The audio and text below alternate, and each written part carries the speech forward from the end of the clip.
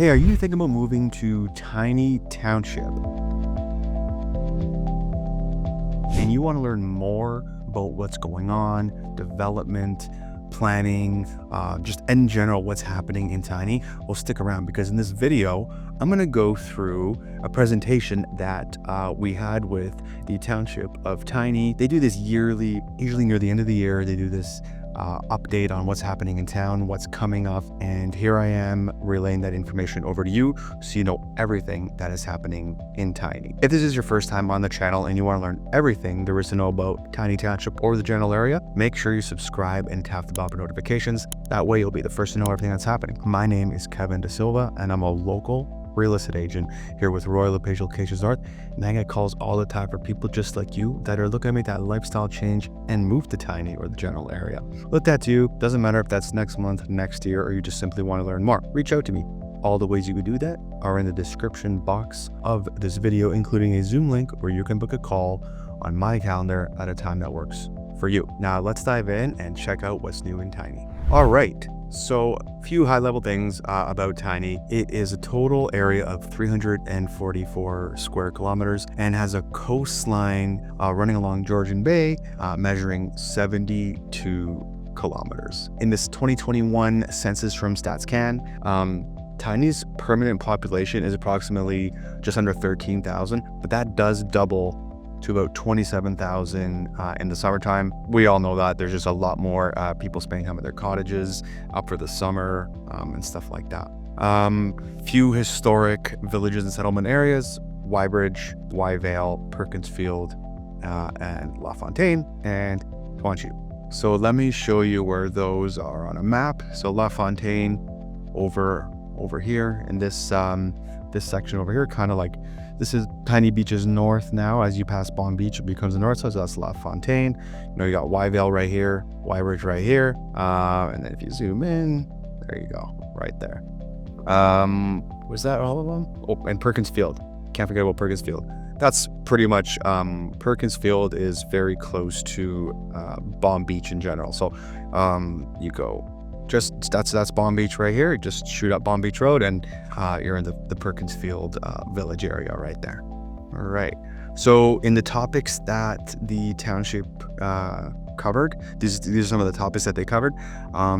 Information, cloud permit for online permitting for building, building permit activity, capital projects, frequently asked questions being additional dwelling units, short-term rentals, for sure one of the biggest ones. I get it all the time. Shoreline ownership, the gray area of Tiny waterfront that a lot of people obviously want to know. Georgian Bay setbacks, interim control bylaws, building in Tiny, the septic reinspection program, pre-consultations, and so forth. So one of the things we do when we are shopping for a property for you in Tiny is we check the zoning and regulations, and for the most part, the zoning is shoreline residential, SR. That's the majority of the properties in Tiny. That's what they are zoned. Now there's shoreline commercial, there's rural residential, there's a few others, but a lot of them are shoreline residential along the beach areas, at least, especially on the west side of Tiny coastline, the Georgian Bay coastline there. So this is a public map. We'll always check it for you when we're doing our due diligence on zoning to make sure there's nothing different about it.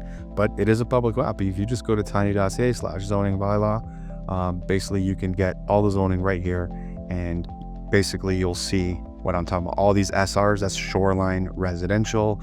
You have shoreline commercial. This is Bomb Beach. I have zoomed in right here.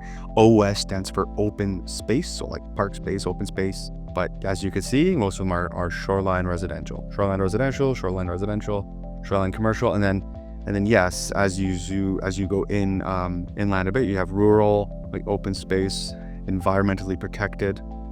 Over here, Greenland, rural, yeah. So there's a lot of that. But when you're looking for like a cottage property, for the most part, you're dealing with shoreline residential.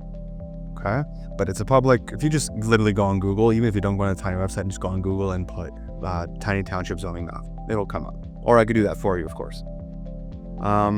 Get if you want to build in Tiny, there's a getting started page, and on here it'll talk about things like development charges, restrictions, setbacks, just kind of everything you need to check that we need to check in a due diligence period if you're planning on building in Tiny, whether that be building from scratch or a substantial renovation. There's things we have to go through. And right here, there's a development charges webpage on the Tiny Township webpage. Shows all the information that you need to know, and it'll even show the charges right now. These are under review and they will be revised. The word is it's not going up, so that's a good thing, but we'll know in the next few months what that'll be. Going on to the next page. Cloud Permit is just a online permitting system to submit your permits, keep an eye on your permits, get notices, and do all those things. Building permit activity in Tiny in 2025, January to September, they're at 528. And as of more recently, because we're past September now, it is looking like it will be close to last year's numbers of 923. It might not reach it or pass it, but it might get closer than we think. So that's some building permit activity. That's not quite as high as 2021, where a lot of people were building in 2022, but still up there, I'd say. Higher than pre-pandemic levels. So that's good numbers. The types of permits that people are applying for are right here. So for the most part, you have your additions, renovations, foundations, decks, and porches at 198 permits so far for 2025. But a lot of demolition permits too. 59 demolition permits, more than last year. So people, when you see more demolition permits, that means I'm thinking there's going to be more new build permits coming soon. So people are still building in Tiny. When you drive on Tiny Beaches Road, and you're just kind of doing that Tiny Beaches South or North Road, there's a lot of building happening on the beach right now. You'll notice sometimes like property after property after property, some nice, large, gorgeous beachfront homes being built. So building is happening on and off the beach. And with all those demolition permits, I suspect there's even more to come. This is just some capital works projects. Not going to spend too much time here, but they're resurfacing some roads. They're fixing some bridges. Let's say they are replacing the stairway at Edmore Beach. They're improving the beach access at Concession 5. They're just fixing up a few things, just capital works projects. Not gonna spend too much time on that, but again, this is just a general update from the town on development in case you're moving here and you just kind of want to know high level what's going on. We only do these once a year, like I said, at the end. We only do these once a year. At the end of the year, normally we get together with the town, just get a little bit of an update. Again, if you're thinking about moving here, it's just good to know everything that's happening in and around Tiny. Additional dwelling unit. So the More Homes Built Faster Act made changes to the Planning Act to accelerate the implementation of the province's additional residential units, ARUs or ADUs, a lot of people refer them as. But there doesn't really apply to Tiny much because it's where full municipal water and sewer services are available. Now, Tiny doesn't have a sewage system. Everybody's on septic, so it doesn't apply here. There might be a few spots that have municipal water, but the ARU ADU program is going to be pretty limited. Now, there are some exceptions. They are permitted in rural, agricultural, greenlands, country residences, and settlement area designations. So there's spots that you could do them, but it's not just kind of anywhere, okay? Especially that shoreline residential that I was telling you about, where a lot of the zoning is shoreline residential. Council has not introduced ADUs in any shoreline designation area, okay? Where an ADU is permitted in both the existing dwelling and an accessory structure, subject to implementing zoning bylaw provisions and zone standards. All right, short-term rentals. Okay, I'm not going to spend too much time on this one, even though it's a super, super hot topic. Refer to my short-term rentals video on the channel that we posted a little while ago. In that video, we go into detail about all the short-term rental laws across Tiny, not just Tiny, Wasaga Beach, Blue Mountain, and Collingwood. But for Tiny specifically, it is in that video.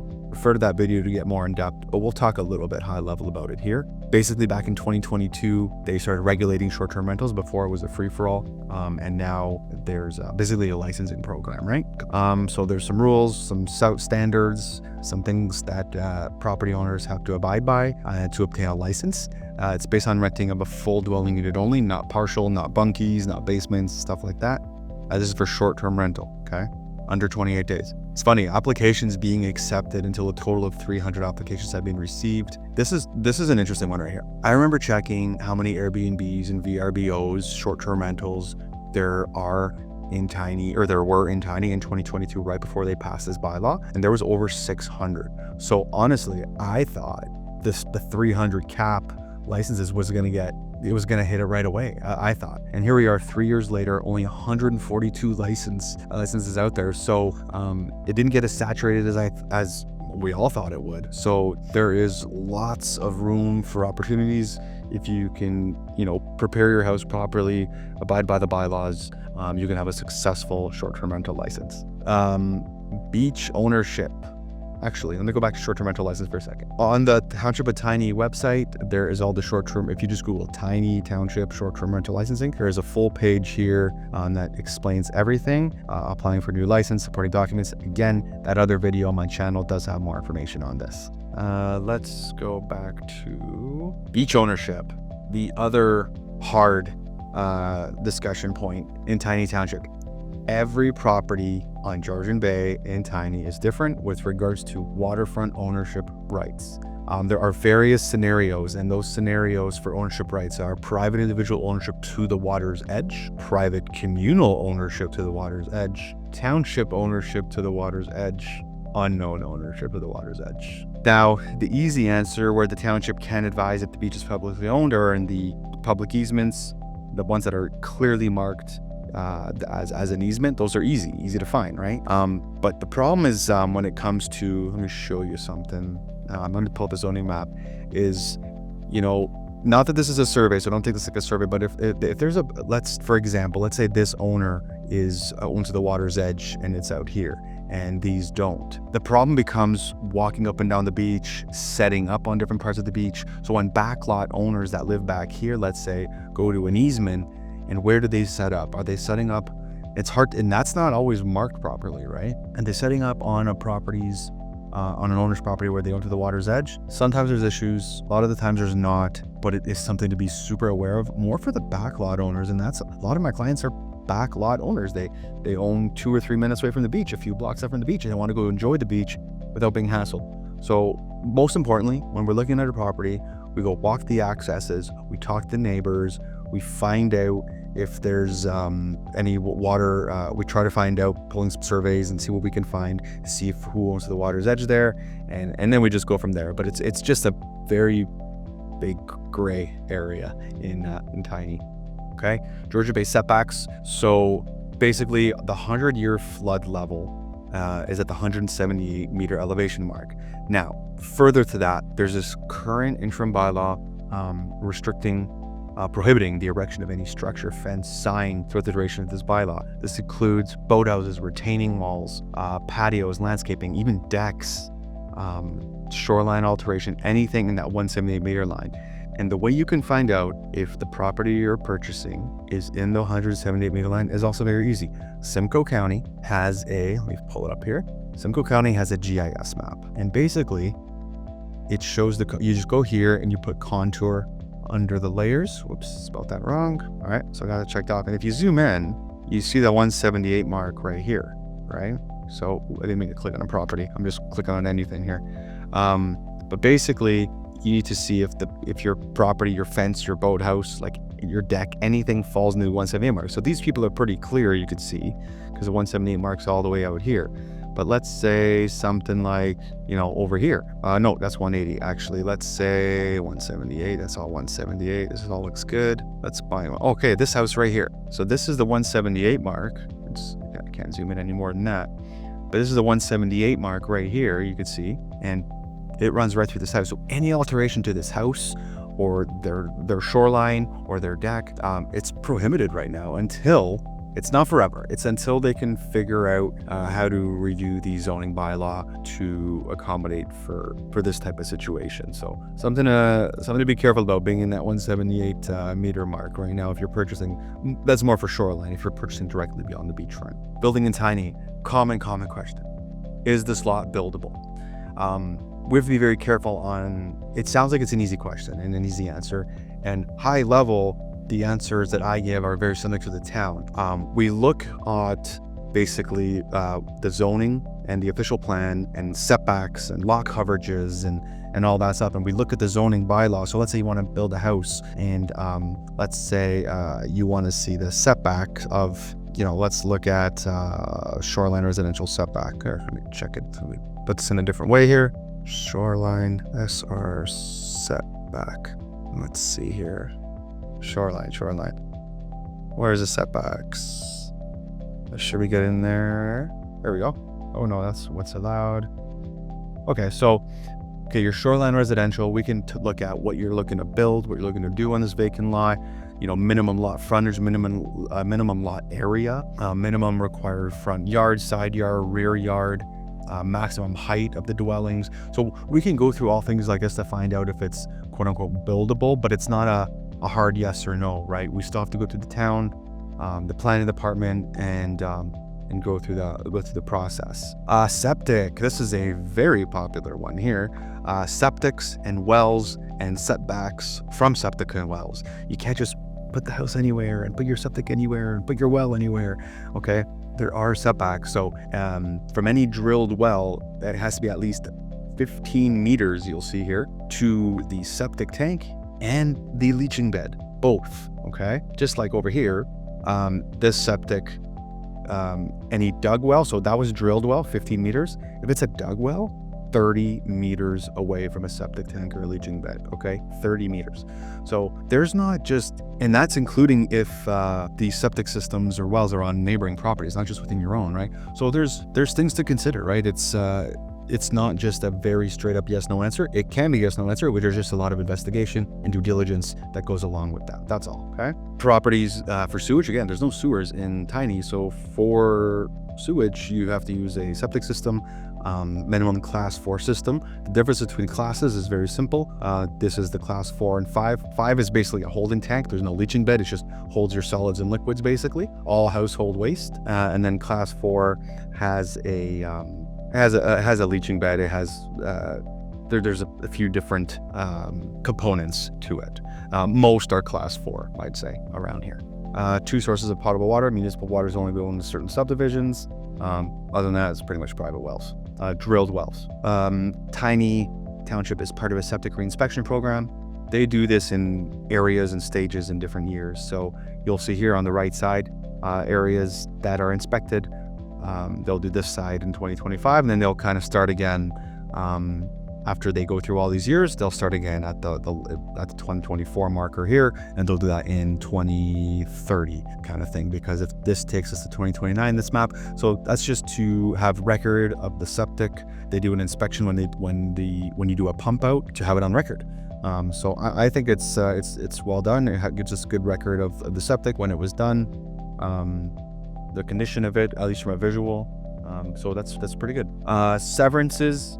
Now, severances are tricky, and it's a whole other topic. I do have a severance page. Where is it? Right here. There's a severance page on the Township of Tiny website.